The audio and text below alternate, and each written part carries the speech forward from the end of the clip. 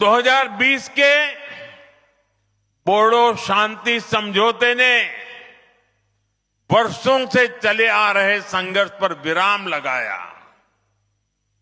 इस समझौते के बाद भरोसा लौटा और हजारों युवाओं ने हिंसा का रास्ता छोड़कर मुख्य धारा को अपना लिया।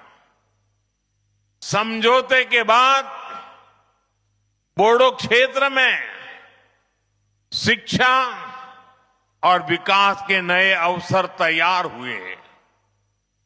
शांति केवल कानून व्यवस्था तक सीमित नहीं रही, बल्कि रोजमर्रा के जीवन का हिस्सा बनी।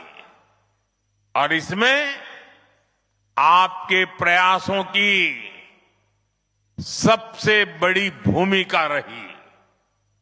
साथियों, असम की शांति, असम का विकास और असम का गौरव, इन सब के केंद्र में अगर कोई है तो वो असम का युवा है। असम के युवाओं ने शांति स्थापना के लिए जो राह चुनी है, उसे मैं और हमें सबने उज्जवल भविष्य तक लेकर जाना है।